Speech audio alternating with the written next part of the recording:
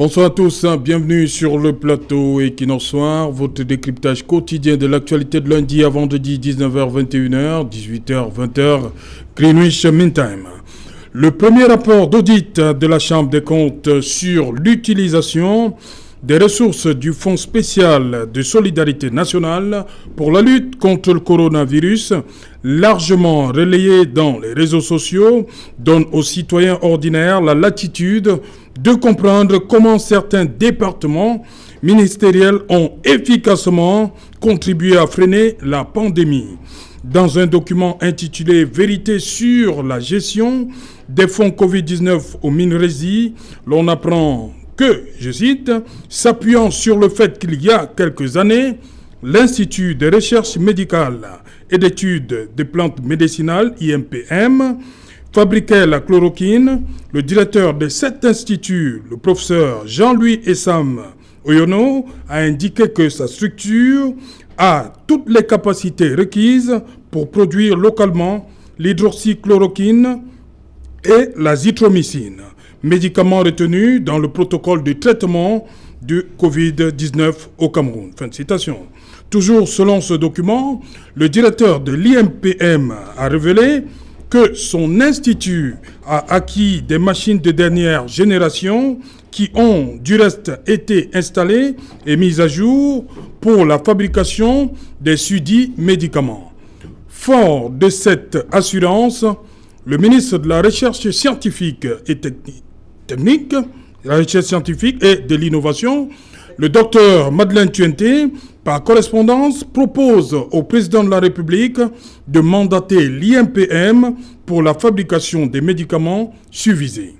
Le 9 avril 2020, accord du chef de l'État pour le déblocage de la somme d'1,12 89 524 francs CFA, dont 627 88 524 francs CFA destinés à la production locale par l'INPM de 5 millions de comprimés d'hydroxychloroquine et de 5 millions de comprimés d'azithromycine.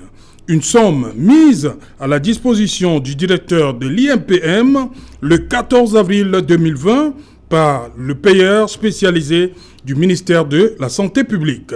Toujours d'après le document « Vérité sur la gestion des fonds Covid-19 au MINRESI », l'INPM a mis à la disposition du ministère de la Santé publique un stock de 5 millions de comprimés d'hydroxychloroquine et 250 000 comprimés d'azithromycine. Pour la Chambre des comptes, l'INPM n'a pas lancé la fabrication locale, mais a plutôt procédé à l'acquisition en Inde de 5 millions de comprimés d'hydroxychloroquine et 500 000 comprimés d'azithromycine, plus 300 kg d'intrants d'azithromycine livrés le 29 juillet 2020. Pour la juridiction, l'INPM n'était pas en mesure de produire ces médicaments localement. Madame, Monsieur, tout à l'heure à 20h, c'est la grande édition d'information présentée par Cédric Nouvelet. Tout de suite après, je vous retrouve pour Equinox Soir deuxième partie. Ce sera le temps du débrief.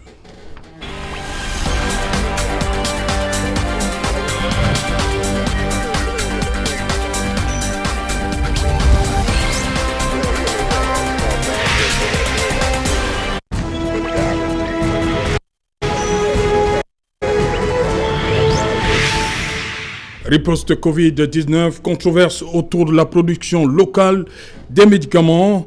Pour en parler, nous avons invité ce soir en plateau le professeur Viviane Ondoa-Biolé. Professeur, bienvenue, bonsoir.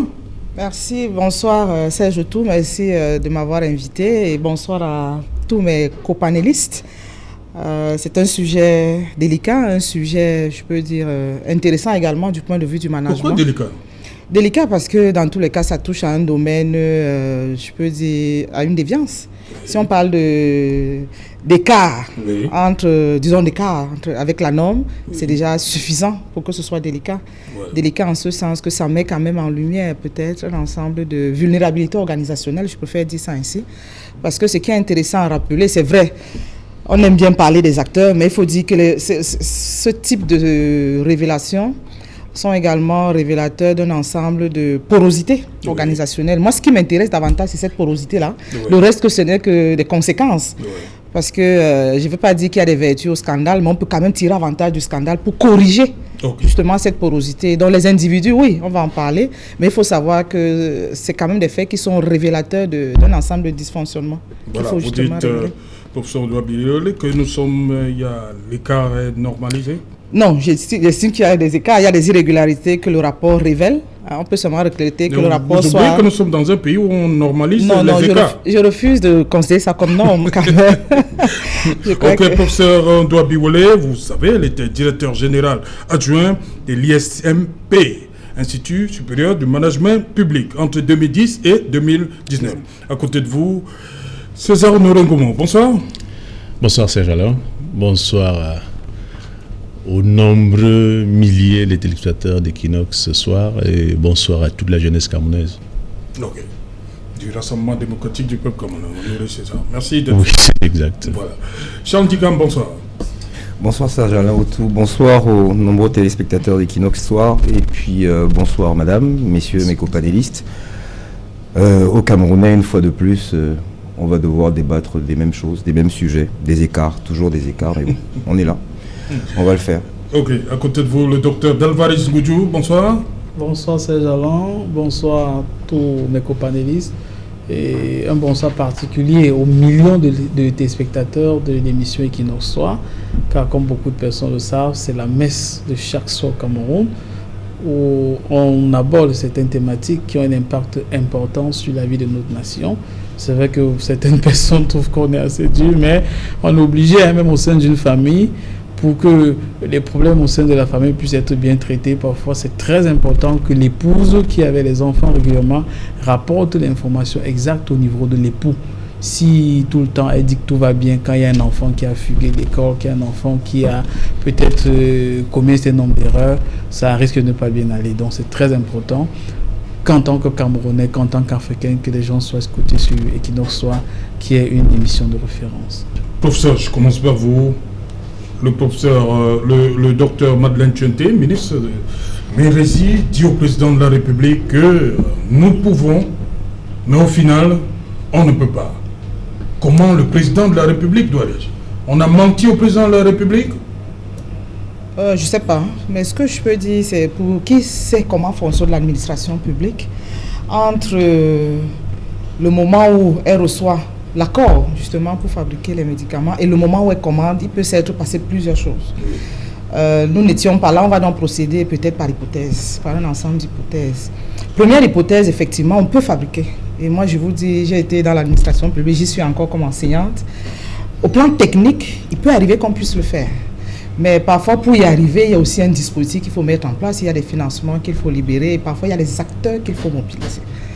Donc, première hypothèse, au plan technique, si elle l'a dit, on suppose, parce qu'on va quand même parler sur des hypothèses négatives au départ, on suppose que c'était possible. Alors, vous venez également de confirmer que le directeur de l'IMPM a rappelé qu'il a acquis des nouvelles machines. Je voudrais également dire que je connais un peu l'IMPM, j'ai été comme membre du conseil d'administration, donc je connais les centres de recherche de l'IMPM. J'imagine qu'il y a eu pas mal de réformes de ce point de vue. La petite analyse qu'on peut faire de profane, c'est que les quantités étaient énormes. On passait là des centres de recherche à des centres, c'était des industries quand même. Il faut quand même dire qu'au plan du management, ça peut être questionnable, mais ce n'est pas impossible. Ça, c'était juste une parenthèse. Maintenant, au niveau des procédures, je devrais indiquer deux choses. La première, c'est que, je disais tout à l'heure, le rapport est sorti trop tôt parce que lorsque le contrôle supérieur de l'État, la Chambre des comptes descend, comme tout contrôle, moi j'étais à l'inspection générale, lorsque nous descendons, nous avons la norme, nous avons les faits. La première chose, ce sont des constatations d'écart. Deuxième chose, des demandes de renseignements parce qu'il faut justifier. Alors, je dirais du contradictoire, la phase du contradictoire. Le contradictoire, c'est une autre phase. Le contradictoire, c'est comme même déjà établi la faute. Avant le contradictoire, il faut d'abord établir s'il y a faute. Donc, il faut justifier les cas. Alors, je dis, je ne sais pas s'ils sont déjà arrivés à ce stade-là, mais je voudrais quand même vous prendre un exemple vécu personnellement. Lorsque un contrôle arrive, ça va un contrôle de régularité et puis un contrôle de conformité. contrôle de régularité par rapport à la règle, conformité par rapport au processus. Alors, s'il y a des écarts, on va constater, on va écrire. Et je crois que c'est ce qui s'est passé. Et parfois, il faut que les gestionnaires comprennent aussi que c'est ça la règle. S'il y a un écart, non seulement il faut le justifier, il faut déjà savoir qu'il y a eu des irrégularités, soit les procédures ne sont pas arrivables. Dans tous les cas, il y a irrégularité. Après, on essaie de voir si c'est une faute de gestion, mais il y a déjà irrégularité, semble-t-il. Et parfois, lorsque vous expliquez, on peut identifier l'irrégularité. Moi, je vous prends l'exemple d'une réception provisoire. Si le contrôle vient et que vous êtes à l'étape de la réception provisoire, soit parce qu'il y a des lenteurs, soit parce qu'il y a une incompétence ou un laxisme et qu'il n'y a pas de réception définitive, on va considérer que c'est un marché fictif. Seulement parce que le comptable matière n'a pas fait la réception définitive. Ça peut arriver. Donc, si vous justifiez, le rapport a également tous les éléments, mais c'est déjà la preuve qu'il y a un dysfonctionnement. C'est pour ça que tu as un dysfonctionnement. Deuxième chose, nous ne savons pas ce qui s'est passé dans l'administration, mais je voudrais vous prendre un cliché. Lorsque vous arrivez, disons la poste centrale, je viens de Yaoundé, vous avez les feux, donc vous avez la règle. Quand le policier se met au carrefour, quelle que soit la couleur du feu, on ne regarde pas la règle, on regarde le policier. Parce que s'il vient, et parce que son intention c'est que ça marche, c'est-à-dire qu'à un moment donné, il devient la règle. Et moi je parle là du chef, ça dit que la personne en chef. Donc première hypothèse, il est difficile dans l'administration, pour qui connaît l'administration, qu'une procédure arrive jusqu'au paiement, alors que ce n'est pas une procédure normale. S'il n'y a pas une autre instruction, ce serait une grande faute. Ça veut dire que toute la chaîne en réalité est dans la faute. Mais sinon, il arrive souvent que face à une situation, on a décidé de produire les médicaments. On s'est peut-être rendu compte, je n'en sais rien, qu'on ne peut pas. Ce qui est sûr, c'est que le chef peut prendre une décision disant qu'au lieu de produire ou bien produire telle quantité, on va importer une autre quantité. Là, c'est lui qui en est le responsable. C'est pour ça que je dis le rapport est peut-être sorti trop tôt. Je ne sais pas s'ils ont tous les éléments. Mais si ce n'est pas le cas, c'est quand même une grosse irrégularité. Et quand on voit quand même la chaîne, j'ai envie de dire qu'on peut soupçonner nos gestionnaires de beaucoup de choses. Mais là, si c'est le cas, je crois qu'on est souvent tendre de les soupçonner. C'est toute une, ça risque d'être une industrie de mafia, mais je ne pense pas. C'est pour ça que je dis, je reste très prudente. Oui. Et je me dis, l'administration a une chaîne de responsabilité. Si à un moment donné, on se rend compte que... Il y a quand même un détail que vous avez évoqué qui m'inquiète, parce que vous avez dit qu'on a commandé et on a utilisé les emballages du Cameroun, comme s'il y avait non, c'est une intention. La Chambre des comptes qui le dit. Hein. Ça, par contre, c'est l'intention de tromper, manifeste. Oui, si c'est vrai, c'est qu'il y a écrit, c'est qu'il y a une intention qui peut quand même être... Mais comme je dis encore, il n'y a pas eu de contradictoire. Pour ce que vous permettez, il a alors procédé à leur reconditionnement dans des emballages achetés et imprimés, fabriqués par Zeneca, conditionnés par l'INPM. Alors même que les médicaments étaient entrés au Cameroun dans des emballages respectant les bonnes pratiques de fabrication et de conditionnement. On reviendra quand même là-dessus. N'étant pas du métier, je me suis dit, si c'était en recherche, on va dire qu'on a fait du plagiat ou bien, je ne sais pas. Voilà, d'abord, vous, Charles Dicam, comme a dit le professeur, on peut se trouver à un moment, le chef décide qu'on a une commande de 5 millions, on peut aller chercher ailleurs. L'essentiel est que on ait les 5 millions de comprimés. Non, c'est pas l'essentiel. Je vais m'en tenir au brillant exposé que vient de faire le professeur, et je vais le résumer en une chose. Monsieur le Premier ministre, chef du gouvernement, devrait déposer son tablier avec tous les ministres, se mettre à la disposition... Même ceux qui ne sont pas concernés par... Son gouvernement tout entier. Lui dépose son tablier, le gouvernement tout entier démissionne. Ils se mettent à la disposition de la justice, donc des Camerounais. Et les compétences non. Au stade où nous sommes... Comment dit le prof? Au stade où nous... Il y a encore la fin du contradictoire qui n'est pas... Je suis d'accord avec vous, mais ça équivaut presque à une mise en examen. Ce qui ne veut pas dire qu'ils sont coupables. Mais le temps qu'on établisse les responsabilités, le manque de confiance, et du milieu économique, et de tout le monde, de notre confiance, qu'ils n'avaient déjà pas beaucoup, fait que si on veut... confiance, mais elle existe depuis longtemps. C'est une des manifestations de cette crise de confiance-là. C'est une des manifestations de ce que... je ne sais pas, j'aurais préféré que nous parlions d'autre chose quand il s'agit du gouvernement de mon pays. Mais pourquoi est-ce qu'on parle toujours de vol? Pourquoi sans cesse on ne parle que de détournement? Il y a un problème. Alors, le premier responsable, c'est interdit de s'auto-flageller. Lui, il n'est jamais coupable de rien, c'est toujours les autres. Il fait de mauvais choix depuis 40 ans, mais il ne les assume pas. Soit. D'aucuns me diront que la Constitution lui permet d'être encore là jusqu'à je ne sais plus trop quand. Mais je pense que Monsieur le Premier ministre 2025 devrait, oui, si nous y arrivons, Monsieur le Premier ministre devrait avoir la pudeur, la décence vis-à-vis des Camerounais de se démettre et son gouvernement avec lui. C'est ce que je tire comme premier enseignement de tout ce que Madame a dit, parce qu'on a beau tourner en rond, franchement, depuis 4 jours, on ne parle que de cela. Et il s'agit de la santé des Camerounais. Je veux dire, quand des compatriotes n'ont même plus cette fibre-là, je ne sais pas, ils n'ont plus d'humanité. Ils n'ont rien à faire parmi nous. Voilà. Dans un premier temps, c'est ce que j'ai à dire. Voilà, Honoré César, comment cette situation, pour ceux qui ont eu accès à ce document, le ministre de Madame Madeleine Tuenté semble jeter les autres, ses collaborateurs. C'est pas moi, c'est les autres qui sont responsables. Parce qu'on a vu depuis quelques jours, il y a des documents qui circulent, des décharges, trésorier payeur, le secrétaire général à la présidence de la République qui dit non, il faut arrêter la production, il faut surseoir la production de la chloroquine. Donc, Madame le ministre semble se dire que bon, voilà, je n'y suis pour rien. Oui, Serge Alain, on peut être là dans une sorte de panique au vu de la verdict populaire qui est servie dans les différents médias. Mais je voudrais rappeler aux téléspectateurs qui se donnent la peine de nous suivre ce soir le fondement même de la pandémie, parce qu'il faut relever que nous avions 4 types de dépenses qui étaient éligibles à la pandémie lorsqu'elle a été déclenchée.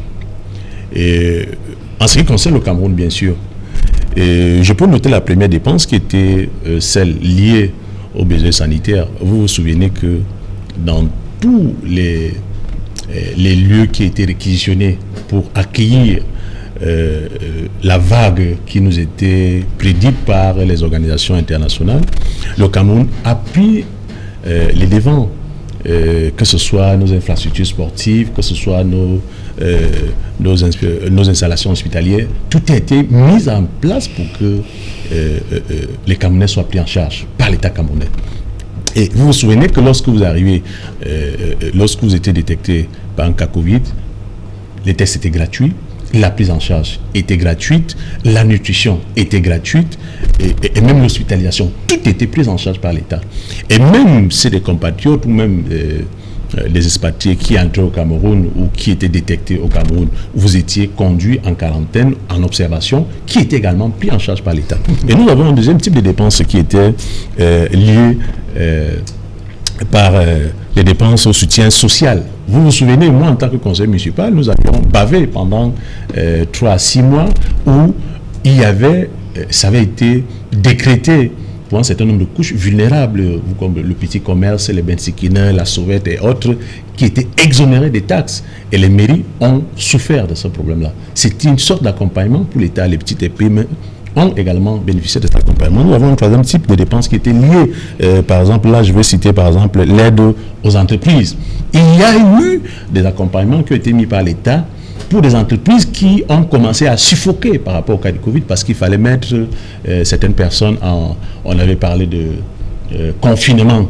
Vous vous souvenez que presque 80% des pays dans le monde... Le thème, c'est pas pour la production locale. Je ne vois pas le rapport. Oui. Vous vous souvenez que nous avons eu presque 80% des pays dans le monde qui étaient entrés en confinement obligatoire. Mais le Cameroun a eu l'intelligence de pouvoir faire un confinement volontaire. Et nous avons la quatrième type de dépenses qui était les dépenses liées à la recherche. D'où la thématique de ce soir. La recherche, les financements qui étaient accompagnés à la recherche visaient à faire quoi? Visaient à pouvoir produire suffisamment de médicaments, innover dans la fabrication des chloroquines et tout ce que vous avez cité là pour pouvoir parier, parce que la pandémie a démontré à toutes les structures financières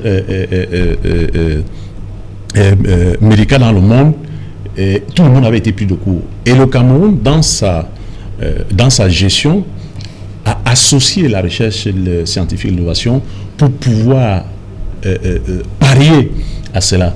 Vous vous souvenez que nous avons eu beaucoup de cas des initiatives locales, que ce soit la portion de Gramme, Monseigneur Cléda et autres. Il y a eu un certain nombre d'accompagnements qui ont été mis.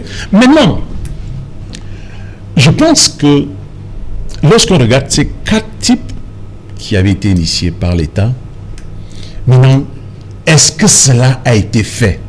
Mais une chose... Non, nous restons sur le 4e. Oui, sur le 4e. Est-ce que... C'est ça qui nous intéresse. Le ministre de la Santé de la Recherche fait une note au président, il correspond, dit que bon voilà, l'INPM peut produire la chloroquine et l'azithromycine. Lorsque vous lisez... Au finish, rien n'est fait, mais on a plutôt pris en Inde. Je pense que ceux qui ont suivi l'intervention tout à l'heure du professeur Biolay, elle a tout dit par rapport à cette problématique. Moi, en tant que républicain, je suis très mal placé pour pouvoir porter un autre point de vue contraire que ce qu'elle a dit. Je pense que nous n'allons pas tomber dans la vindicte populaire qui voudrait déjà commencer à couper les têtes. Et nous sommes dans un État qui est réglementé, qui a des procédures. Laissons ces procédures aboutir. S'il s'avère que au bout de ces procédures, les uns et les autres se sont retrouvés trempés, je pense que la loi est là, elle sera appliquée. Voilà. Docteur Dalvaris Goudjo, dans ce même rapport de la Chambre des comptes, ils disent clairement que l'INP n'était pas en mesure de produire ces médicaments localement, comme je l'ai dit. Il apparaît également que l'INP a passé les commandes contraires à la proposition faite au président de la République. Justement, on dit au président qu'on peut. Au finish, on ne fait pas. C'est pourquoi, sans fioriture, Serge Allan, moi je dirais que tant sur le fond que sur la forme, il y a eu au moins de la mauvaise foi. Mauvaise foi? Au moins de la mauvaise foi. Sinon, c'est au-delà de la mauvaise foi. Pourquoi au moins de la mauvaise foi? Allons d'abord sur le fond. Le ministère fait un rapport à la présidence, disent que nous pouvons le faire, avec des arguments solides. Même le matériel que nous avons, c'est les dernières technologies. Non, le ministre dit qu'elle s'appuyait sur le directeur de l'INP qui a rassuré. Non, oui. Au moins, le directeur de l'INP est quand même sous sa tutelle. Voilà. Il y a une hiérarchie. C'est elle qui dit, c'est pas le directeur qui dit. Donc elle répond devant le président, c'est pas le directeur qui a parlé. Mais elle reprend les propos de celui qui est en charge. C'est son collaborateur. Oui. C'est son collaborateur. Est-ce qu'elle devrait douter? Est-ce que Mme Tchonté devrait douter de ce que le professeur... Si vous êtes responsable, vous vérifiez toujours. Oui. Si vous êtes entouré des techniciens, vous vérifiez toujours. Puisque vous répondez de cela. C'est même pourquoi le chef de l'État est entouré des techniciens, des conseillers. Quand vous conseillez mal le chef de l'État, mais c'est grave. Même si vous êtes responsable de ces gens-là, si un de vos collaborateurs commet une erreur, c'est d'abord ces gens-là qu'on voit. On ne regarde pas que c'est mon collaborateur. Non, c'est d'abord vous. Je veux dire, quand j'étais en train de dérouler, Serge, sur le fond d'abord, elle dit qu'on peut. Elle argumente. Effectivement, elle pouvait. Machine dernière génération. Etc. Ce qui n'est pas faux. Juste que, premièrement, le budget est assez considérable. Un peu plus de 4 milliards. 4 milliards 100 millions, si je ne me trompe. Ce qu'elle omet quand même de dire, c'est que nous sommes au niveau d'un organisme qui est assimilable à un laboratoire. C'est un institut de recherche. Ce n'est pas une usine de fabrication de médicaments. Elle devrait le dire, elle est scientifique quand même. Ça, c'est d'un. Ça veut dire on induit les dirigeants au niveau de la présidence en erreur. Ça, c'est d'un. Maintenant, à la présidence, ils disent, OK, nous vous faisons confiance. Oui. Passez donc à l'étape suivante. On prend les dispositions pour que les fonds soient disponibilisés. Tout le monde a bien pu remarquer que dans les documents qui circulent, on a bien vu quelque part où, vous avez cité tout à l'heure, le SGPR qui disait qu'il fallait sursoir la production locale. On ne peut pas reprocher cela au SGPR. Peut-être il s'est rendu compte à un moment qu'effectivement, la capacité de production au niveau de ce laboratoire ne pouvait pas faire face aux besoins. Mais juste que moi, je dis qu'il y a la mauvaise foi. Pourquoi? Parce qu'en réalité, la chloroquine que l'on a reçue de l'Inde, l'azithromycine que l'on a reçue de l'Inde, on reçoit cela en fin juillet, le 29 juillet. Oui, 29. Si on les reçoit en 29 juillet et que le SGPR donne une instruction en novembre, ça veut dire qu'on n'avait même pas attendu son instruction. Oui. En d'autres termes, il y avait une mauvaise foi manifeste. Les gens avaient induit la présidence en erreur et avait passé la commande ailleurs. Donc quand le SGPR le dit, il faut arrêter de faire, pour la production locale, en réalité ils ont déjà passé la commande les mois plus tôt. Or, si vous recevez une production, une commande que vous avez passée en Inde dans un contexte de Covid en fin juillet, ça veut dire que vous avez passé la commande un peu plus avant juillet. En d'autres termes, au moins 6 mois avant, ils sont en train de jouer en jeu. L'État n'est pas au courant. L'État l'instruit en novembre, c'est-à-dire presque 6 mois après, arrêter, alors qu'ils sont en train de recevoir déjà les médicaments. Ça, c'est dingue. Mais dans la mauvaise foi manifeste que je disais, ils essayent d'induire l'État en erreur. Parce qu'en dehors de l'azithromycine qui a été commandée, en dehors de la chloroquine qui est commandée, ils commandent aussi 300 kilos d'intrants d'azithromycine. Oui. Les intrants sont les ingrédients qui rentrent dans la production. Oui. Et quand on voit cette situation, on se dit qu'en réalité, vous êtes sérieux, vous êtes en train de vouloir produire. Oui. Alors que vous avez plutôt commandé à l'étranger. Mais maintenant, énième entourloupe, merci. C'est quand même que les Indiens vous envoient des produits avec leur emballage normalement fabriqué en Inde. Vous arrivez au Cameroun, vous contactez une entreprise Zeneca et vous imprimez les nouveaux emballages et vous écrivez dessus Made in Cameroun. Vous trompez qui? D'abord l'État au niveau du Cameroun, mais au-delà, moi j'ai assisté à des CBD dessus. Vous savez, depuis un certain nombre de mois déjà, on est en train de veiller, notamment avec l'État du Cameroun, en train de veiller à ce qu'il puisse avoir une libre circulation des marchandises dans la zone CEMAC. Et pour cela, la question des certificats d'origine a été beaucoup abordée.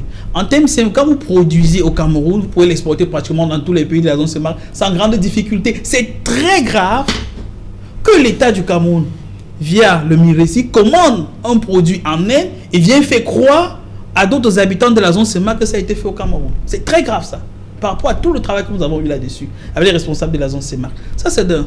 Mais maintenant, même là, vous avez procédé à une production frauduleuse.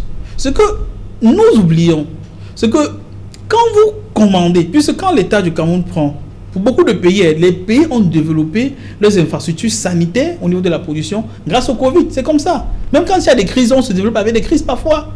Quand l'État se dit, ok, si on produit au Cameroun, nous développons un peu plus de 4 milliards, il y a des gars qu'on forme, Fac Science à Yaoundé, Fac Science à Douala, les gars Insei Tangaoundé, etc. On peut éventuellement les utiliser.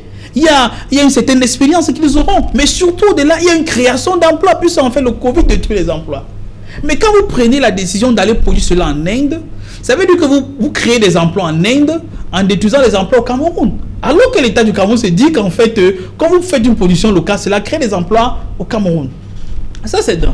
Je veux dire, quand on est dans un contexte comme celui-là, avec l'ensemble de ces entourloupes-là, je pense que le moins que l'on peut dire, c'est qu'il y a la mauvaise foi. Nous ne sommes que sur le fond.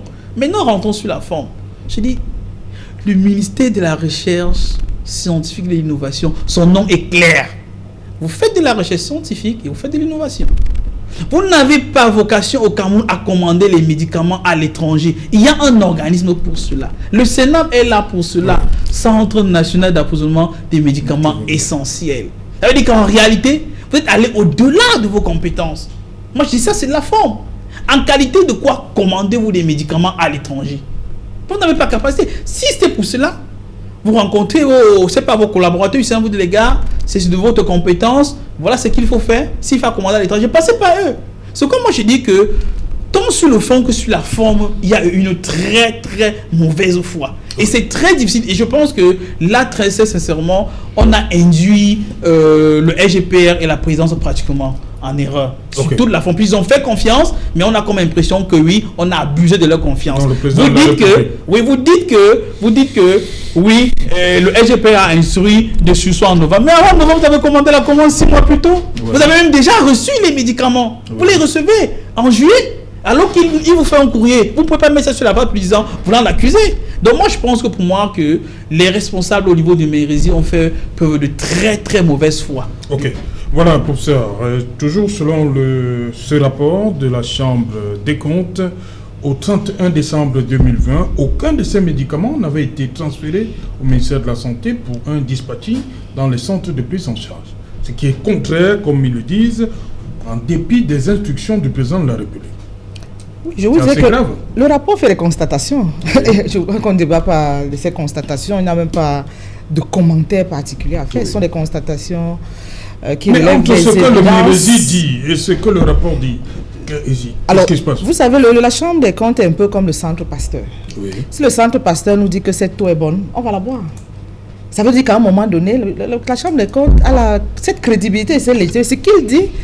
Et c'est pour ça que je dis que c'est un rapport définitif. On ne serait même pas en train de débattre, ou bien en train de faire des hypothèses, parce que c'est son job. Je voudrais simplement regretter quand même, il faut qu'on le dise, qu'en 2021, que sur la bannière, parce qu'il faut dire qu'il y a quand même une crise de confiance, ça personne ne peut le nier. Et lorsqu'on a un projet comme celui-là, il y a des transparences qui sont, je voulais dire, relativement basiques, surtout qu'on a voté une loi en 2018 sur la transparence. On s'attendrait, comme ça se passe ailleurs, nous sommes au 21e siècle, on a un compte d'emploi. À la limite, on n'a même pas besoin d'attendre l'évaluation. On reçoit de l'argent, on rend compte. Et c'était encore en pleine pandémie, on est tous concernés. Donc moi, je pense que s'il y a des enseignements à tirer, parce que moi, c'est vrai, c'est un prétexte. Parce que je veux dire qu'il y a quand même plusieurs cas. J'ai écrit un livre sur les scandales. Je n'ai pas envie d'écrire un deuxième. Et à l'époque, on avait suffisamment de matière. Mais il y a de la matière encore pour un... Oui, mais c'est pour ça que je dis que ce n'est qu'un prétexte. Donc on peut déjà parler de certains dysfonctionnements. Premièrement, la transparence. Oui. On n'a pas besoin d'aller dans les tiroirs pour chercher des informations. On n'a pas besoin d'épiloguer comme on épilogue là. Je suis responsable, je reçois des fonds, et puis à la limite, je peux avoir le compte d'emploi. Quand vous allez dans certains pays, pour ne pas faire de concurrence inutile, vous arrivez même, c'est le chauffeur de taxi qui vous dit, ce bâtiment a coûté 300 millions. Les dons venaient de tel et de tel. Ça devient... Il n'y a pas d'opacité. Il n'y a pas d'opacité. On ne devrait pas avoir d'opacité. Ça, c'est la première leçon que moi, je voudrais en tirer. Et c'est d'ailleurs ce qu'on enseigne. C'est qu'en réalité, lorsque vous gérez des fonds publics, les fonds sont publics, ce sont des fonds qui appartiennent aux Camerounais. Deuxième leçon, parce que moi, je souhaiterais qu'on tire la leçon parce qu'il n'y a pas de débat. Je vous dis honnêtement, je ne sais pas, je ne suis ni juge, ni responsable de la Chambre des comptes. Je fais confiance à la Chambre des comptes et je fais confiance aux gestionnaires qui doivent se justifier. S'ils ne se justifient pas, il y a des constatations qui sont claires. Deuxième leçon que je voudrais également tirer, c'est qu'il faudrait qu'on fasse attention. L'image a un prix, l'image a un coût.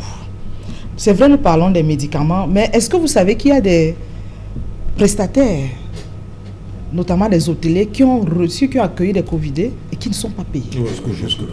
Je dis, c'est pas normal.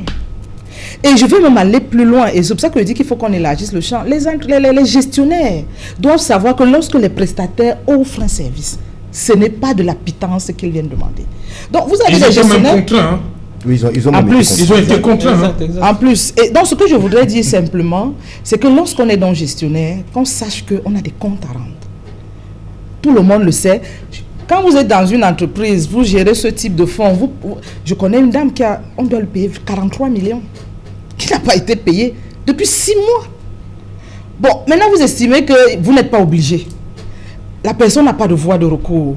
Vous êtes le patron. Moi, je pense qu'il faudrait quand même qu'on revienne au B.A.B.A. Premièrement, que ce soit dans le cadre de ces projets, à partir du moment où vous gérez des fonds publics, ces fonds-là, et quand vous voyez le dispositif de contrôle interne qui a été mis en place, il y a un circulaire du président de la République, du Premier ministre et du ministre des Finances qui disait qu'on va faire un audit indépendant. Ça veut donc dire que le dispositif, jusqu'en 2022, ça veut donc dire qu'en tant que gestionnaire, je dois même apprêter l'alias tous les 3 mois. Je n'ai même pas besoin d'attendre que le contrôle vienne. Le contrôle est prévu. Il y a des ministères qui ont fermé les portes à la Chambre des comptes. Ça, c'est encore les anecdotes des journalistes. Non, c'est dans le rapport. C'est dans le rapport. C'est dans le rapport. Bon, si c'est dans le rapport, j'estime que ce n'est pas normal parce que le contrôle était prévu dans le dispositif contrôle interne pour ce programme. La présidente de la République a pris les dispositions, c'était en 2020. En juillet 2020, le Premier ministre aussi a pris les dispositions et le ministre des Finances, annonçant que les fonds qu'on vous donne, on viendra contrôler. D'où vient-il qu'il y ait des problèmes? Donc moi, je pense que les gestionnaires en chef, notamment ceux qui sont responsables de programme ou alors des gestionnaires, comme ils n'ont pas l'habitude des contrôles, à la limite, même les prestataires peuvent se plaindre. Rien ne leur arrive. Moi, je pense que ce sont des habitudes qu'il faut abandonner. Ce sont des méthodes, de mon point de vue, qu'il faudra abandonner. Et ce rapport, parce que comme c'est la Chambre des comptes, vous voyez que personne ne conteste. Si ça avait été les journalistes, on aurait dit qu'ils ne sont pas patriotes, ils sont... Vous trouvez que personne ne conteste? Je n'ai pas encore rencontré que le rapport a des... Vous savez pas ce qui s'est dit depuis des parlementaires, des gens qui disent que... C'est faux. Enfin, ils disent que c'est faux, je voudrais savoir. Enfin, ce sont des constatations. Moi, je voudrais dire une chose. Moi, j'étais à vous ne suivez pas les contestations des gens qui contestent? Je lis les choses crédibles. Ça, par exemple, c'est un rapport crédible. Ah, pour vous, il est crédible, il est crédible. C'est la chambre, des comptes. Moi, j'ai été à l'inspection générale. Lorsque la chambre des comptes fait une constatation, c'est sur la base des évidences. Oui. Les évidences, ça veut dire qu'ils ont des preuves. De ce point de vue-là, on peut simplement justifier, expliquer et peut-être compléter au cas où ce n'est pas complet. Moi, on ne peut pas dire qu'ils n'ont pas vu. On ne peut pas dire que ces constatations, ce n'est pas possible. Ils sont assermentés. Enfin, c'est mon point de vue. Moi, je pense que c'est un prétexte, c'est pour ça que je souhaiterais simplement qu'on essaye d'élargir. Ils disent que le Minedub et le Minepia n'ont pas répondu aux demandes de la Chambre des comptes, alors que le MINAT s'est contenté de répondre. Donc voilà deux ministères qui ont... Et je voudrais également dire, nous avons observé certains faits. Comment expliquer cette attitude? J'ai envie de dire que même un étudiant de première année en sciences économiques et de gestion pouvait déjà commencer à soupçonner qu'on pouvait avoir des problèmes. Oui. Parce que vous savez, lorsqu'on dit même qu'on va venir faire un contrôle, c'est bien beau. Cette fois-là, j'interroge l'institution. En réalité, le contrôle, c'est une fonction normale. Ça ne devrait pas être une panique. On doit justifier.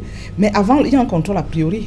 Ça veut donc dire quoi? Ça veut donc dire que si nous avons un gestionnaire, qui plus est dans notre environnement, pour dire le soupçon qui est souvent le nôtre, la première précaution, c'est qu'il faut limiter son espace discrétionnaire. Si on a un dispositif, que ce soit de passation de marché, que ce soit de prise de décision, qui ne limite pas son espace discrétionnaire, il peut y avoir quelques dérives. Ça, c'est connu, c'est-à-dire que ce sont des principes élémentaires. Ça veut donc dire quoi? Ça veut donc dire qu'en réalité, lorsqu'on lit, moi on a vu des lettres quand même qui ont circulé, on se rend quand même compte que dans le processus, et la Chambre des comptes le relève, il y a eu des manquements. Et il y a eu des manquements, pourquoi? Parce qu'à un moment donné, la prise de décision avait été libéralisée, on peut le dire ainsi. Si on avait observé un certain nombre de procédures, ça ne serait pas arrivé. Maintenant, nous sommes en situation d'urgence. Je crois que ce soit le prétexte. En situation d'urgence, il y a également des comportements d'urgence. Et de ce point de vue, le secrétaire général président de la République, disons le président de la République, peut effectivement prendre un certain nombre de décisions et en assumer les conséquences. Parce que si nous sommes en situation d'urgence, il a toutes les prérogatives pour... Mais pas un ministre ou un directeur général. Oui, ok. Voilà, Charles Ndikam, le professeur parle de... Il faut se justifier, mais depuis que ce rapport d'étape est sur la... On va le dire comme ça, sur la place publique, nous voyons comment les ministres se justifient. Est-ce que c'est le bon endroit? Les lettres qui sortent, les réseaux sociaux, c'est le bon endroit? Je pense que le bon endroit est là où ils sont appelés depuis lundi dernier, voilà. au TCS. C'est pas les réseaux sociaux. Oui, mais vous voyez, c'est encore une autre contradiction. Ce sont ces mêmes-là qui vouent les réseaux sociaux aux Gémeaux. Voilà, ils disent souvent que aujourd'hui, ça leur sert. Vraiment, très chers compatriotes, par moment, il faut faire de la prestidigitation pour venir défendre le RDPC comme vous le faites aujourd'hui. Je ne sais pas comment vous faites, mais il y a des jours où vous ne devez pas endormir. Dites-moi, qu'est-ce qui peut justifier que autant de membres du gouvernement, d'un État sérieux, même en construction, comme vous avez l'habitude de dire, puissent se permettre sur la santé des Camerounais de jouer avec leur vie, avec leur argent? Mais là, c'est le FMI qui vous impose cet exercice. Mais après cet exercice, il faudra qu'on passe à l'exercice suivant, celui de la canne à porter, de notre argent à nous, cette fois-là. C'est donc le problème de cohérence avec, comment dirais-je, le fait de devoir rendre compte. Ils sont imbus. J'ai coutume de dire le parti État, parce que malheureusement, de vouloir trop embrasser, aujourd'hui vous devez tout assumer. Tout assumer et tout seul. Tout seul. Et j'en profite d'ailleurs pour féliciter l'honorable Nietzsche. Honorable, vraiment, faut continuer. Vous êtes seul, mais il y en aura d'autres. Quelques-uns vous suivront. Qu'est-ce que vous voulez que je vous dise? On est en train de répéter des choses qu'on dit depuis des années.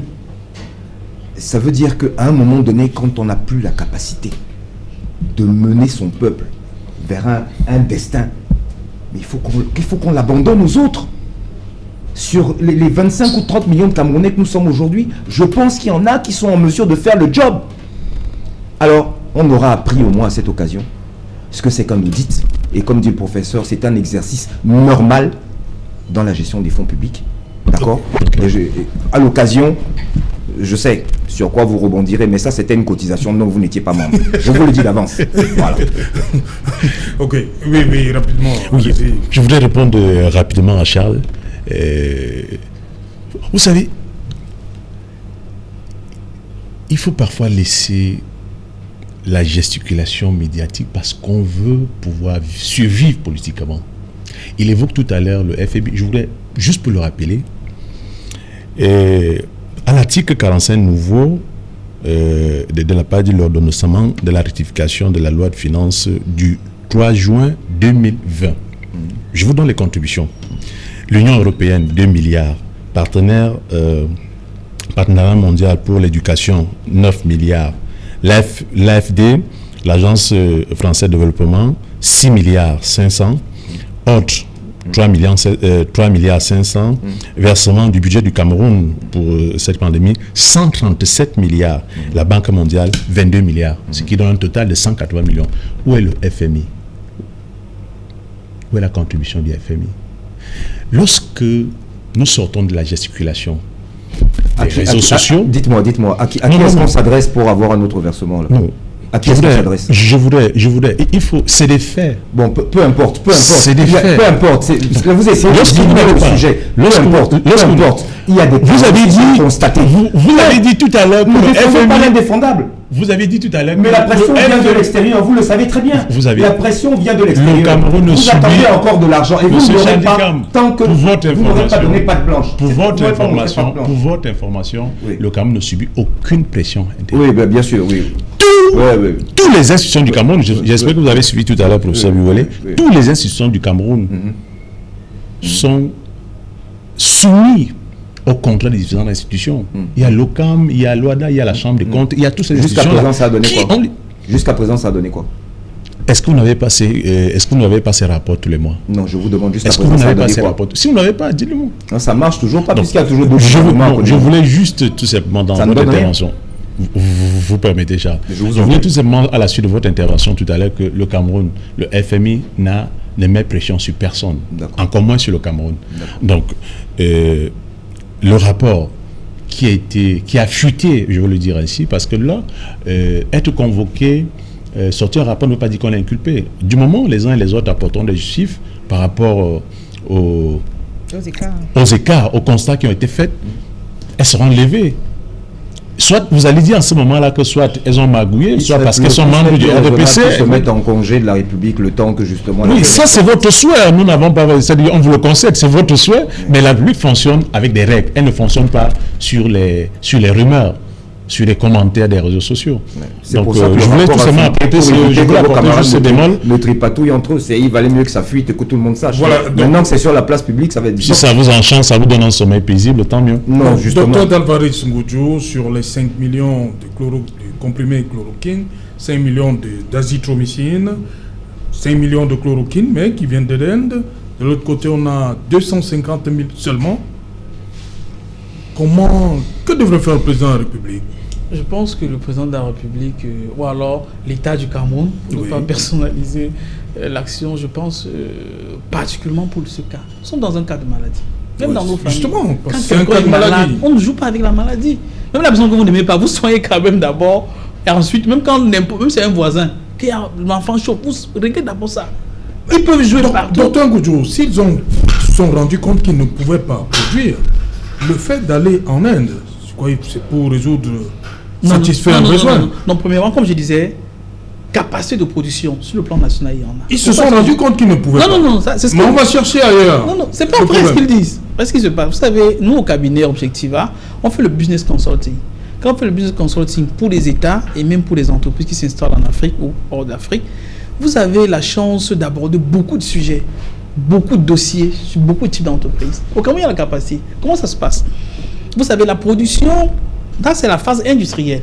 Quand vous avez un brevet, ou quand vous avez la formule pour pouvoir produire un médicament, parce qu'au Cameroun, on connaît, maintenant, tout ce qui reste, c'est le conditionnement. Pour la production sur le plan local. Pour cela, nous l'avons. Ça se passe exactement comme ici sur votre plateau, Serge Alain. Quel que soit, si on vous amène actuellement avec votre même plateau en Éthiopie, vous faites une bonne émission Equinox Soir. Si on vous lance au Vietnam, vous faites une bonne émission d'Equinox Soir. C'est pas parce que vous êtes au Vietnam que vous serez incompétent. Vous dites quoi? Et c'est le même principe avec la boulangerie. Si vous faites du pain, vous avez votre pâte, vous avez bien mis avec du blé bonne qualité, c'est pas quoi? S'il n'y a pas d'électricité, sans publicité, à la boulangerie Saké, quand vous vous mettez à Santa Lucia, vous allez produire du bon pain, comme vous avez la bonne formule. Vous dites quoi? Qu'au Cameroun, même si le laboratoire n'avait pas la capacité industrielle de pouvoir produire, il y a des industries pharmaceutiques au Cameroun. À côté de nos bureaux là ici, c'est une femme de Tawamba. Il y en a plein là. C'est-à-dire, apportez la formule et les intrants que vous avez achetés, ils vous font la production. Puisqu'ils ont les industries. Il y a Afripharma, il y en a plein au Cameroun. Pour dire que sur le plan national, il y a la capacité de produire. Mais est-ce qu'il y a la volonté de production? Ça permet de répondre à votre question. Pourquoi sont-ils allés en Inde plutôt produire? Parce qu'à l'heure où je vous parle, premièrement au niveau des opérations, vous avez vu, que ce soit avec AstraZeneca pour les vaccins, que ce soit Moderna, par exemple les Russes avec Sputnik. Sputnik vit, quand ils traitent avec vous, quand ils signent avec un pays, ils viennent dans votre pays juste avec la formule, vous avez la capacité de produire dans votre pays, ils ne vous obligent pas à prendre chez eux. On pouvait faire cela au Cameroun, puis il y a les industries. Ils ont refusé. Pourquoi? Moi je pense que les gars ont refusé, ils sont partis en Inde parce qu'ils ont eu des rétrocommissions importantes. Ça veut dire qu'ils tuent les emplois au Cameroun, ils créent des emplois en Inde à 1 milliard d'habitants en Inde parce qu'ils doivent avoir de l'argent par derrière. Ça, c'est ça qui est la vérité. Sinon, ils ne pouvaient pas manquer Tawamba ou Afripharma ou je ne sais pas qui au Cameroun pour pouvoir produire cela. Même ici au Gabon, ils peuvent le faire. Si c'est encore en zone, c'est pas qu'on peut tolérer. Mais pas que vous prenez l'avion, vous allez en Inde chez ces gars qui sont en train de mourir eux-mêmes déjà. Vous savez, le vaccin, c'est pas la maladie tue plus chez eux là que chez nous. Vous dites que c'est là-bas que vous allez créer des emplois. Moi, je pense que quelque part, les gars ont voulu les rétrocommissions et ils ont eu leur rétrocommission. C'est même justement comme le professeur disait tout à l'heure, il y a eu comme une volonté de maintenir la prise de décision dans une certaine opacité. Pratiquement sur tous les éléments que j'ai énumérés. Dites-moi à un seul moment, quelle est l'étape où les gens ont au moins respecté la norme? Pratiquement à tous les niveaux, les personnes ont écarté la norme et normalisé l'écart. Et ce n'est pas tolérable dans un pays sérieux. Nous pensons que pratiquement, dans ce cas, qu'il y a un cas de maladie, pratiquement touchant toute la population. Et surtout, nous avons des responsables étatiques importants qui sont décidés. Jusqu'à hier encore, j'ai perdu un proche à l'université de Tchang. Qui sont aussi, quand nous avons des éminents comme ça qui meurent d'une maladie, je pense que cela devrait être au moins préoccupant. Merci. Importantement pour nous. Merci, docteur. On revient après le journal parce qu'il est là. Déjà, Cédric Noufelet. Bonsoir, Cédric. Au menu ce soir. Bonsoir, Sajalan. Bonsoir aux invités ce soir. Nous parlerons de l'ordonnance portant modification de certaines dispositions de la loi des finances 2021, le président de la République qui autorise le gouvernement à contracter de nouveaux prêts concessionnels et non concessionnels qui avoisinent à peu près 1000 milliards de francs CFA. De quoi il s'agit? Quels en sont les enjeux? Nous en parlerons dans le journal de 20h. Nous parlerons également ce soir de ces affrontements entre commerçants et forces de l'ordre dans le 2e arrondissement de Douala, le sempiternel problème du paiement de près de 100 000 francs CFA pour occuper 1 mètre carré sur la voie publique. Les commerçants sont aux abois. Nous en parlerons dans quelques instants. Nous ferons également le point sur le fait que le gouvernement a lancé une opération de comptage physique des personnels de l'État. 2 ans après avoir lancé cette opération, plus de 7000 fonctionnaires manquent toujours à l'appel. Un chiffre qui illustre les dépenses faramineuses pour des paiements de salaire à des fonctionnaires fictifs. Comment le gouvernement compte résoudre ce problème? Élément de réponse dans quelques instants. C'est Jalan. Voilà, madame, monsieur, c'est donc l'essentiel du journal de 20h que va vous présenter Cédric Noufelet. Quant à moi, je vous retrouve après pour Equinox Soir, deuxième partie. Ce sera le temps du débrief.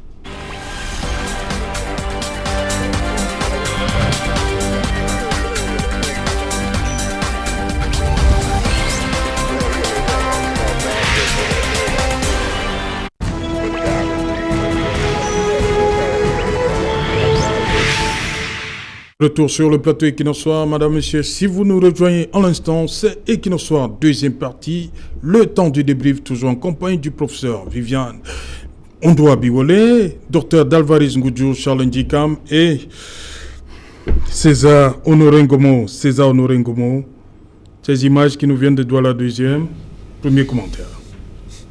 100 000 francs pour 1 mètre carré. Serge Alain, c'est une... je pense que c'est une colle. En tant que conseiller municipal, nous sommes élus par des populations qui nous donnent un mandat. Vous êtes à Douala 3e, il faut le préciser. De pouvoir défendre leurs intérêts, de pouvoir les protéger, de pouvoir les accompagner. Et l'action qui est menée à Douala 2e interpelle l'exécutif que nous sommes, les élus. Et je m'interroge, est-ce pour cela que ces populations nous ont élus pour les défendre et pour prendre une place qui leur était auparavant donnée presque gratuitement pour payer à prix d'or? C'est des interrogations. En tant que conseiller municipal, mais pas décideur, et je dois pouvoir le préciser. Ça veut dire que c'est une décision qui est passée au conseil à Douala 2e? Je ne sais pas, mais je m'interroge. Je voudrais tout simplement me... Une décision comme celle-là peut passer à Douala 3e? Si elle passerait, je verrai dans quelle mesure nous allons pouvoir l'analyser. Mais en même temps, il faut pouvoir noter, nous n'allons pas écumer. On parle de la route. Oui, justement. La seule chose que nous avons tous en commun sur ce plateau, que nous partageons tous en commun sur ce plateau, c'est cette route-là. Elle est commune à tous. Et s'il faille maintenant la sacrifier, la mettre aux enchères pour priver, bon, imaginez-vous que tous payaient cette route-là. Et les usagers alors? Que ferait-il? C'est des interrogations. Je ne connais pas, je ne comprends pas. Je pense soit le prix a été tellement mis à prix pour pouvoir les déguerpir. Je pense que ça peut être aussi un raisonnement que je peux tenir. Parce que lorsqu'on met 1 mètre carré, on vous demande de payer 100 000. Je suppose que pour le maire de la commune de Douala 2e, c'est une façon, sachant que la plupart... Il y a des numéros. Je dis, la plupart... Il y a des numéros, c'est ça. Oui, ils ont mis certainement... Ils ont mis certes des numéros, mais je pense que le prix d'or, lorsqu'on met 1 mètre carré à 100 000 francs, je pense que pour ma foi, c'est une façon de pouvoir la dire... C'est une façon indirecte de la dire, vous ne pouvez pas occuper cet espace. Ça, c'est mon analyse. Donc, je pense que ce que nous avons en commun, c'est cette route. Il faudrait qu'elle reste ainsi, au lieu de pouvoir la brader ou alors la mettre à prix d'or pour pouvoir réduire l'espace commun qui est... C'est ce que je retiens. Ça m'indique la voie publique qui est, on va dire, on ne va pas se cacher, qui est vendue. Le mètre carré à 100 000 francs. Nous sommes au Cameroun. Douala 2e est tenu par qui? C'est le maire de Douala 2e. C'est quel parti politique? RDPC. RDPC. Pas de commentaire.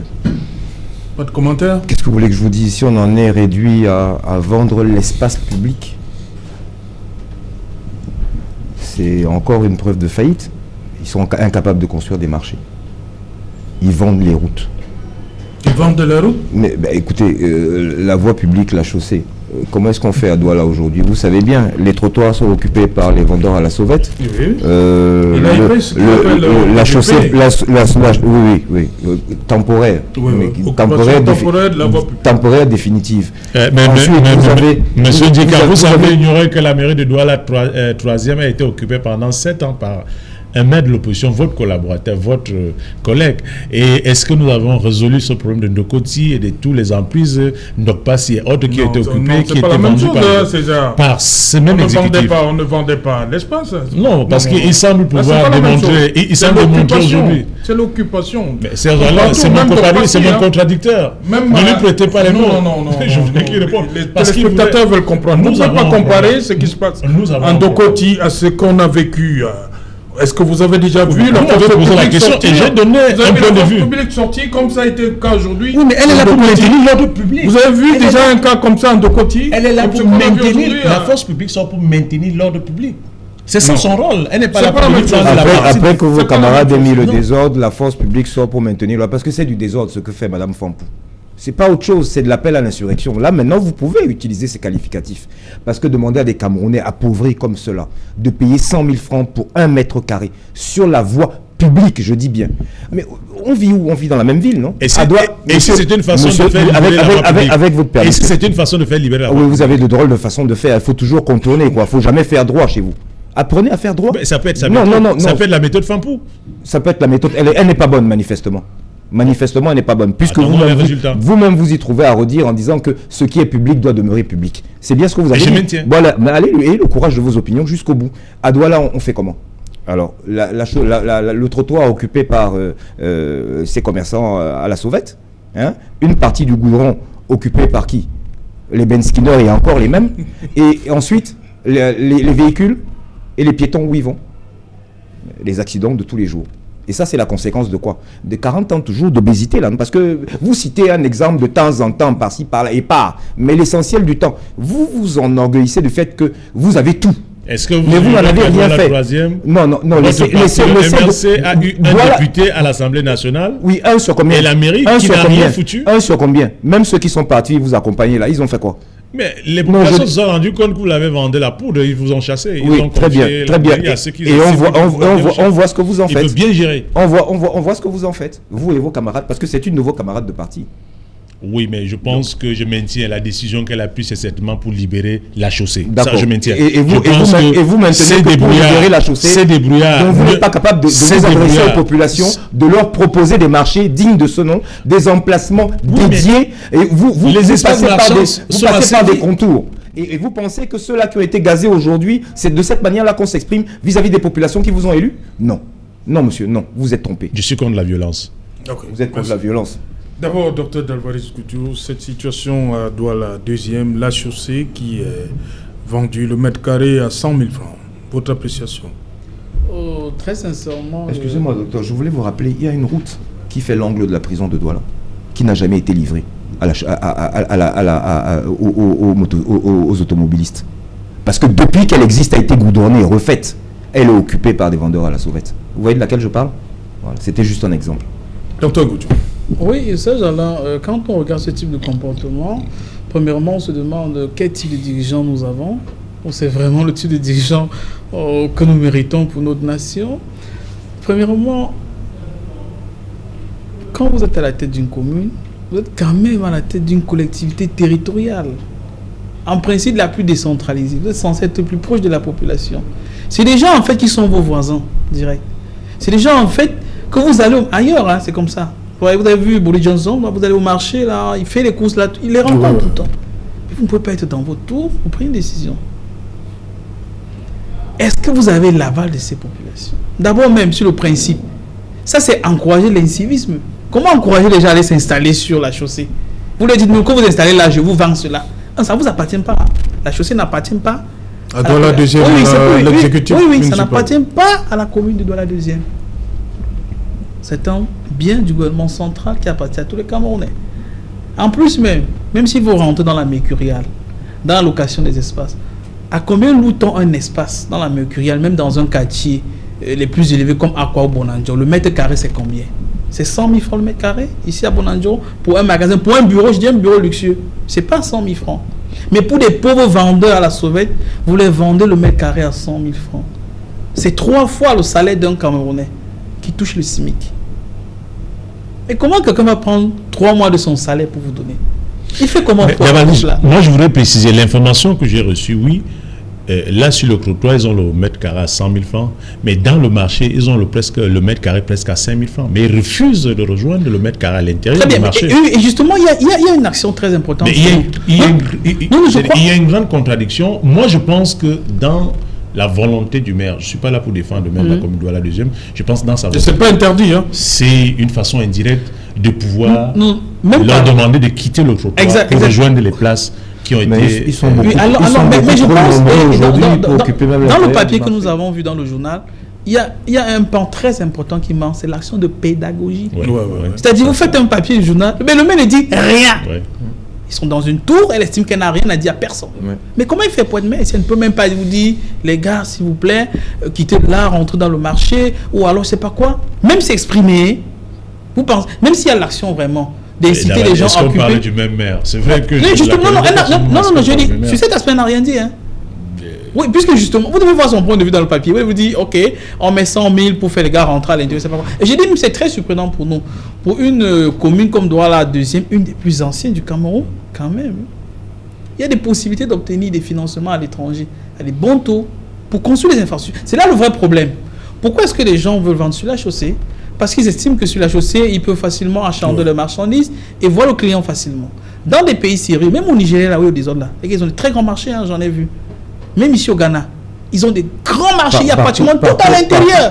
Mais comment nous, on peut pas, comment nous avons, partout en Afrique dans une commune comme celle-là, qui est parmi l'une des plus grandes du Cameroun. Tu parles du Ghana et du Nigeria, donc je connais très bien. On a les mêmes situations. Non. Il y a une réponse. On ne dit pas que. Le problème, c'est de. Comme par exemple, tout à l'heure, Serge Alain a fait allusion.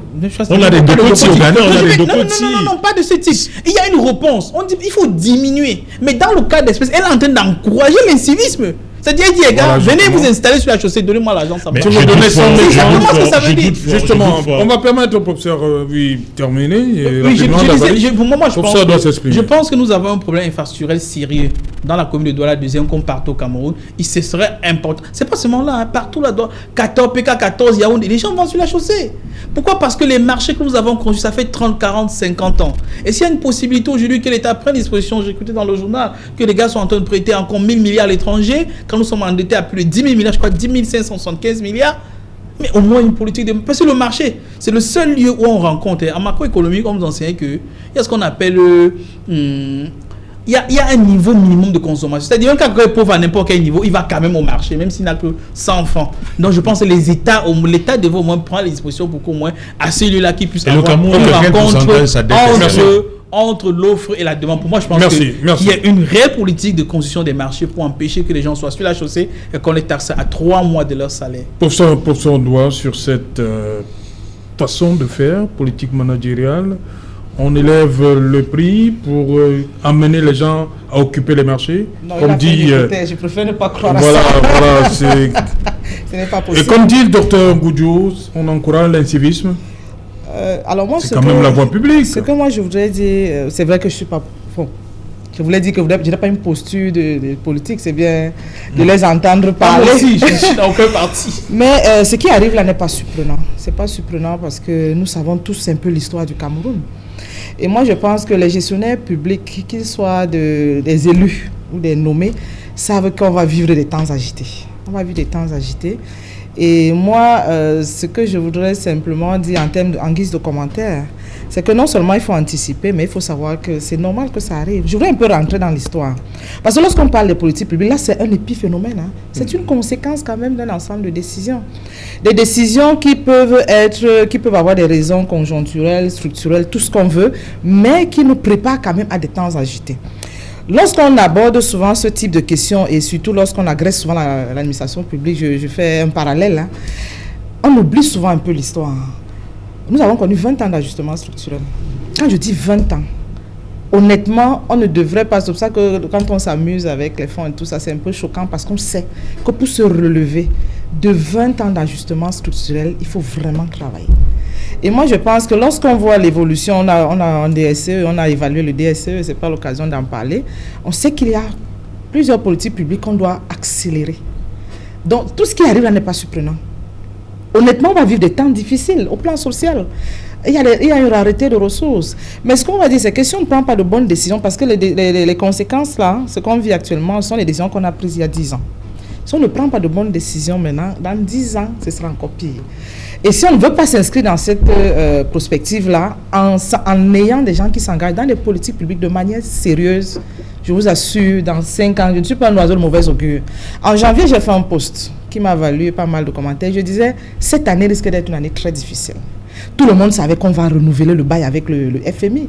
Il ne faut pas se voiler la face. On n'y va pas par plaisir. Et puis, dans tous les cas, ce n'est pas le même type d'ajustement, mais c'est un ajustement tout de même. Ça demande quand même beaucoup de rigueur. Ça veut dire que bien que nous soyons dans la trajectoire de l'émergence, on a un double effort à faire. Et moi, je pense que ce soit les populations, que ce soit les dirigeants publics, tout le monde. Parce que si on est toujours dans ce ping-pong-là, je crois qu'on ne rend pas service, on ne se rend pas service, honnêtement.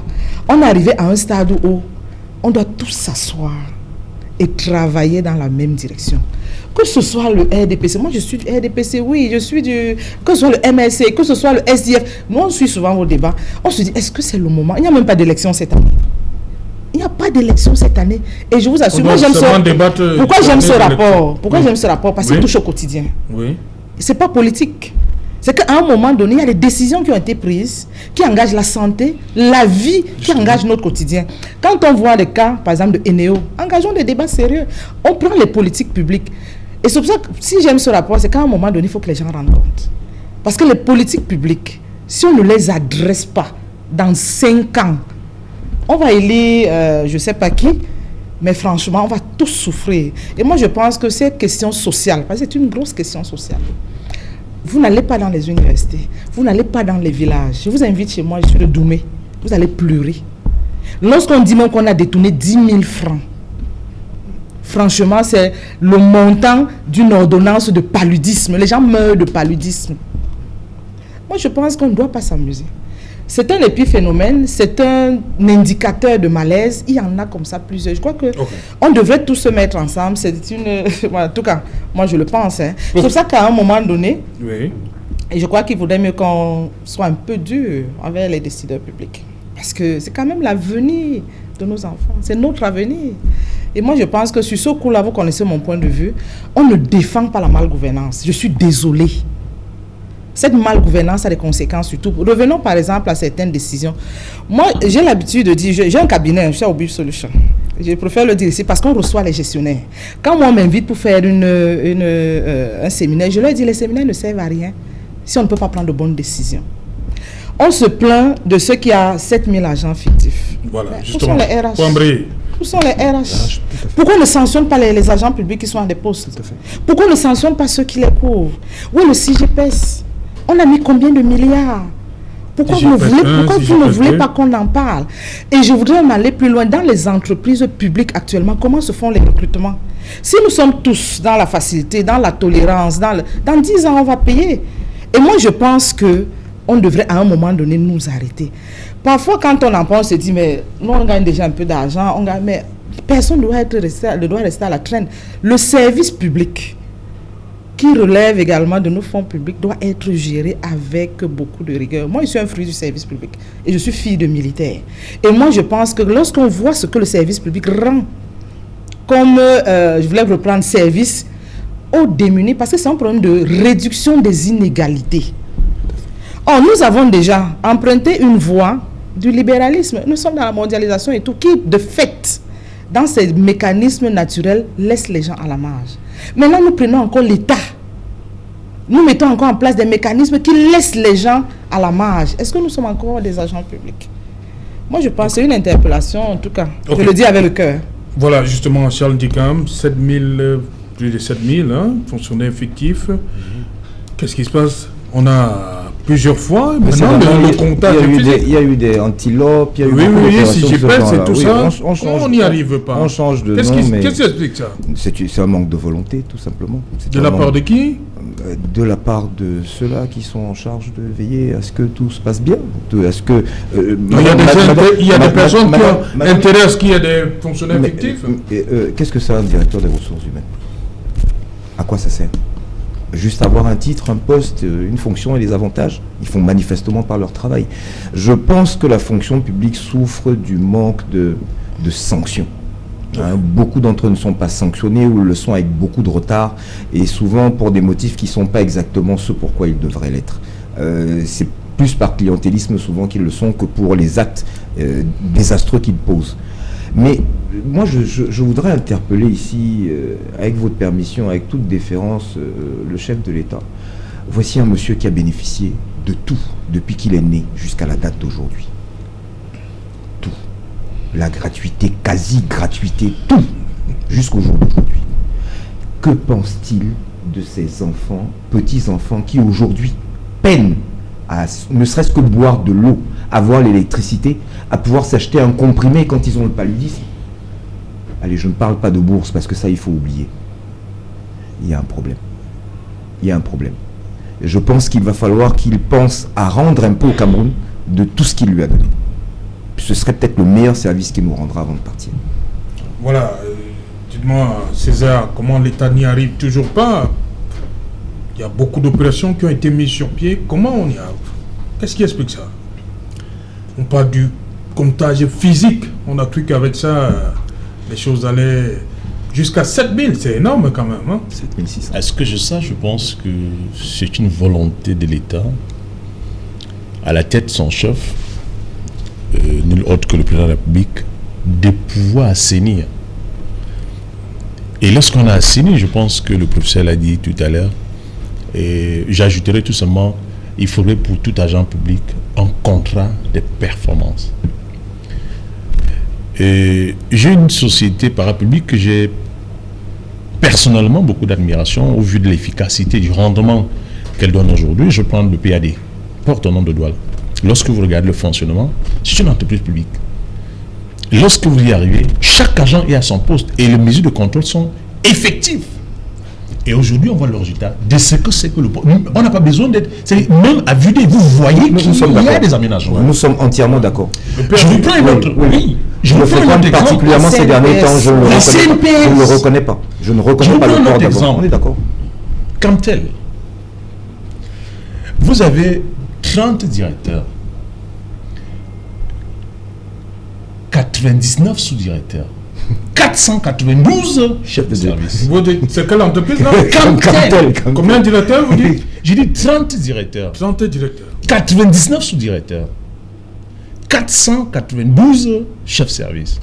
Pour quelle efficacité? Alors que lorsqu'on regarde les deux concurrents, le fournisseur principal, MTN Orange, je pense qu'ils ont à peine 300 000. Et on voit le résultat. Les deux entreprises, à elles seules, en termes de bénéfices, regroupent le budget du Cameroun. Qu'est-ce qui manque à cette entreprise pour faire le fleuron, la fierté de notre pays? Et on parle de chômage. Et pourtant, et lorsque vous regardez tous ces postes, c'est des copinages, c'est les femmes, c'est les fils de la camarade, la compétence. Les camarades. Oui. Donc, je pense que quand vous regardez... On n'a pas compris, camarades de parti. J'ai pris tout à l'heure l'exemple du PAD, de la CNPS, oui. Et je vous prends l'exemple de Camtel, étant du RDPC, c'est une préoccupation. Est-ce la volonté du chef de l'État de voir cette situation? Non. Le chef de l'État ne vient pas faire le recrutement à Camtel ou au PAD. Il donne la responsabilité. Il n'est pas au courant de ce Il donne la responsabilité à des concitoyens, oui. Mais qui, certainement, certains sont pris par les taux du lobbyisme, c'est le cousin, c'est la fille de, c'est l'enfant de, c'est de... Bon, on comprend, il y a certains qui vous disent les entreprises publiques n'ont pas vocation à faire des bénéfices. Je voudrais bien, mais ce qu'on recherche, ce qui est faux. Ce qu'on recherche, c'est l'efficacité. Lorsque vous regardez le PAD il y a quelques temps, et celle aujourd'hui, la CNPS il y a quelques années, et ce qu'on voit aujourd'hui, il y a de quoi penser qu'il y a des Camerounais, c'est juste une volonté d'un individu qu'on fait confiance à la tête et qui vient pour assainir et mettre de l'ordre dans la maison. Donc, pour répondre à votre question, je voulais... je ne voulais pas laisser passer tout à l'heure la pique de... Avant, vous répondiez à la question de qui? Non, merci.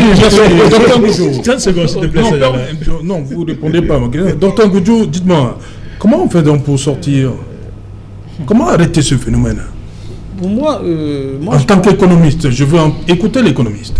Moi, je pense qu'il y a un principe très simple, Serge, en criminologie. Oui. Une des valeurs importantes pour s'en sortir, ce type de ça, nous sommes sur une scène de crime. Ça, c'est du crime économique. On a des difficultés importantes, comme le professeur disait tout à l'heure, à soigner nos proches qui meurent parfois parce qu'il y a le problème de dialyse dans les hôpitaux. Mais les gars s'organisent. Quel est le mobile du crime? C'est de l'argent. Puisque quand il y a 7000 fonctionnaires fictifs, très curieusement, ces fonctionnaires ont quand même le solde de tout le fond du mois. Ah oui. Ils ont même parfois les avancements, des primes et les allocations et tout le reste. Ça veut dire en réalité, des personnes s'organisent pour distraire les fonds de l'État. Et il y a des pistes, moi c'est dit pour le déplorer, il y a des pistes, il y a la piste étrangère. Parce qu'on a bien remarqué qu'il y en avait beaucoup, vraiment, c'est les fonctionnaires qui sont là au moment. Oui. Et au moment, les gars prennent la piste, ils partent à l'étranger, mais ils continuent quand même à faire toucher leur salaire par des cousins, avec des complicités en interne. Sur le plan national. C'est qu'on peut justement questionner le rôle important des RH au niveau de la fonction publique. Est-ce que chacun fait vraiment le travail? Ça, mais au-delà de cela, moi je pense que dans des pays sérieux comme... je sais pas quoi, au Rwanda par exemple, on a numérisé pratiquement tout. Qu'est-ce qui nous empêche chez nous de numériser? On a ces difficultés importantes là. Parce qu'en réalité, dans la plupart des cas chez nous, s'il faudrait seulement que tout le monde puisse dit qu'il a signé certaines paperasses et qu'on a fait un virement au niveau... Tout ça va exister. Dans beaucoup de pays, ça existe. Mais pour nous, c'est le taux quand même. 7 000, c'est pratiquement la population des fonctionnaires de certaines villes dans d'autres pays. Hein. Oui. Dans des pays où le capitalisme est brut là, les fonctionnaires ne sont pas très nombreux. C'est pratiquement la population d'un village qui perçoivent, qui sont budgétisés dans notre budget de 4 000, je ne sais pas combien. 4 000, plus de 700 milliards. Ils ont le salaire là-dedans. Et parfois, je crois, la fois dernière, nous faisions un débat ici, et les gars de l'ANACOM, qui sont sous la tutelle du ministère de la Santé, ils disaient que ça fait 3 mois qu'ils n'ont pas de salaire. Ouais. C'est des gars qui sont même au travail. Ils viennent, ils veulent même travailler, mais ils n'ont pas de salaire. Mais d'autres personnes ne sont même pas au travail, mais qu'ils ont le salaire. Moi, je pense que l'élément principal dans ce cas, c'est le mobile du crime, ce sont les finances. Est-ce qu'il y a des responsables qui puissent se présenter comme cela? Au niveau des lycées, il y a des gars, ils ne donnent pratiquement jamais coup, mais il y a le proviseur tout le temps qui les couvre et ils continuent à percevoir leur solde. Parfois, ils sont même à l'étranger. Moi, je pense que les responsables devraient pouvoir payer le prix de cela. Parce que dans tous les cas, cela ne peut pas se passer sans que le responsable ne puisse avoir une couverture. C'est ça, allez-y donc, votre... Merci. Je voulais rebondir tout à l'heure. Charles faisait un clin d'œil à l'honorable Nietzsche qui avait le mérite de ce que nous vivons au niveau du scandale. Je voulais tout simplement lui rappeler que dans la loi des finances, l'article 57 et l'article 5, alinéa 3, a prévu un mécanisme de contrôle de fonctionnement. L'arsenal législatif a toujours existé au Cameroun, c'est ce qu'on veut en faire, c'est ce qu'on en fait qui est question. Pourquoi ça fait mal, Charles? Mais parce que, est-ce que c'est la première fois? Est-ce que c'est la première fois? Nietzsche n'a fait que de la gesticulation. Non, je demande. Et ceux qui n'ont rien fait et rien dit, ceux qui n'ont rien fait et rien dit. La Chambre de compte s'est appuyée sur le rapport de Nietzsche. L'argent de la CAN est où? L'argent de la CAN est où? La Chambre de compte s'est appuyée sur... Je vous demande, l'argent de la CAN est où? L'argent de la CAN est où? On va y arriver. Vous voyez où est-ce que vous voulez mener le débat? On va y arriver. Non, je veux l'amener à toutes ces prévarications, à tous ces excès. Je veux dire, ce n'est pas les textes qui manquent. Nous savons que nous avons un arsenal juridique et législatif suffisant. Pas constructif. Ne venez pas les brouiller avec le message pas constructif. Donc, je voulais tout simplement dire, de me laisser profiter de mes 30 secondes parce que le brouhaha ne paye pas. Vous aviez fait des louanges à votre... Vous avez dépassé 30 secondes déjà. Hein? Oui, je voulais tout simplement pour qu'il réitère, pour dire que les mécanismes institutionnels ont mis un certain nombre de mécanismes pour pouvoir réguler, contrôler l'action du gouvernement et de l'État. Donc, ce n'est pas le mérite à un honorable qui n'a jamais fait des comptes avec son compte rendu parlementaire, avec tout ce qu'on lui donne, de pouvoir surfer sur, je ne sais pas où est-ce qu'il a fait un copier-coller pour faire une fuite en avant, pour venir publier, prendre le mérite qu'il a fait. Non. Les mécanismes institutionnels sont là pour pouvoir réguler l'action de l'État. Aujourd'hui, la Chambre de compte a amorcé, c'est vrai, il y a un rapport qui a fuité, il y a le consup, il y a tout un mécanisme. Donc, et nous avons souvent lu ces différents rapports qui relèvent des fautes de gestion, des manquements et autres. Et pourtant, aujourd'hui, lorsque vous regardez, nous avons tout un gouvernement en prison, ce n'est pas le rapport de Nietzsche. C'est pas le rapport de Nietzsche qui a envoyé tous ces gestionnaires qui continuent d'être indélicats, ce qui veut dire que ça ne suffit pas. Oui, mais ce sont tous vos camarades. Le consul peut continuer son travail, la Chambre de compte continue son travail, les mécanismes institutionnels continuent leur travail. Pour la plupart sont vos camarades. Ça veut dire que vous avez maille à partir avec la question de l'argent. C'est pas un problème de camaraderie. C'est pas un problème de camaraderie. Je voudrais bien qu'on les trouve ailleurs. Le problème, c'est qu'on les trouve pas ailleurs. On les trouve essentiellement chez vous. Mais vous faites preuve de bonne gestion lorsque vous avez l'occasion de pouvoir gérer une commune comme ça dans la troisième. Notre tontine personnelle, on la gère bien. Venez cotiser, on en parlera. Docteur Ngoudjou, qu'est-ce qu'on retient finalement? Qu'est-ce qui devrait se passer du côté... Qu'est-ce qu'on devrait attendre par rapport à ce qui s'est passé du côté du Mirési? Très sincèrement, l'État doit frapper. Il dit frapper. Mais quand même, vous le ministre dit qu'elle n'a pas géré, les fonds. Oui, c'est ce qu'elle dit. Je crois qu'elle aura l'occasion de s'expliquer. Un peu plus, c'est ce qu'elle dit pour le moment. Nous pensons qu'elle devrait... Et encore, moi je pense que pour le moment, nous sommes au TCS. La loi permet quand même que si c'est établi, si dans votre fort vous savez que vous avez pris quelque chose, pardon, allez remettre dans la nuit même. Non, il faut l'autorisation de loi. Est-ce qu'on se comprend? Allez quand même remettre. Moi, je pense pour eux, là, plus pour nous, c'est des papas, c'est des mamans. Justement, j'étais à un enterrement et je passais justement à Bayangan pour votre confrère, lui, Roger Noideux. C'était des voisins, on passait devant chez elle, là. Madeleine Duente. Vraiment, on aimerait que la prochaine fois qu'on passe, qu'elle soit encore là. Qu'elle soit non, qu'elle soit chez elle, au village, je veux dire. Je vais dire quoi? Okay. Je vais dire, si elle pense quelque part qu'il y a quelque chose, pas seulement elle seule, il y a quand même 24 administrations qui sont quand même impliquées, que chacun aille remettre. Nous avons trop de problèmes. On est en train de prêter l'argent pour rembourser les dettes. Les euros sont encore là. On prend pour rembourser les dettes qu'on avait prêtées, qu'on n'a pas encore remboursées. Puis on arrive à échéance. Rien que le mois d'avril, les intérêts qu'on a payés pour la dette, c'est 21 milliards. Rien que le service pour un seul mois. Rien que avril et mars, ça fait 50 milliards pour les intérêts simplement. Les gars ne peuvent pas quand même dilapider 180 millions, croiser les bras, regardez. Moi, je pense à un moment que même les mettre en prison, là, moi, je pense pas. Je vois pas à quoi ça nous sert. Pardon, qui part te remettre. Même si c'est dans la nuit. Même dans la nuit, oui. Vraiment. Parce que où nous sommes là, sinon vraiment. Parce que les mettre comme vous dites, il y a 2 gouvernements en prison. Ça nous aide à quoi? L'argent que les gars détournent, combien de marchés on peut construire, marché central avec cela? Même le 1/10 de cet argent. C'est quand même considérable. On dit créer même des emplois, ils refusent. Ils parlent de créer des emplois nains. C'est pas sérieux. En moins, et surtout quand c'est comme ça. Parce que quand vous induisez la haute hiérarchie du pouvoir en erreur comme celui-là, vraiment, vous les faites prendre des décisions sur les bases des choses qui n'existent pas, c'est assez grave. Surtout quand vous êtes responsable. Nous sommes en train d'assister à des crimes. Il y a des crimes physiques et puis si les gens sont en train de mourir, puis on n'a pas de médicaments. C'est pas la première fois. Hein. On a vu, des gens ont dit au président que la CAN 2019 va se jouer. Hein. Le président. Oui, là encore c'est le sport, mais la santé.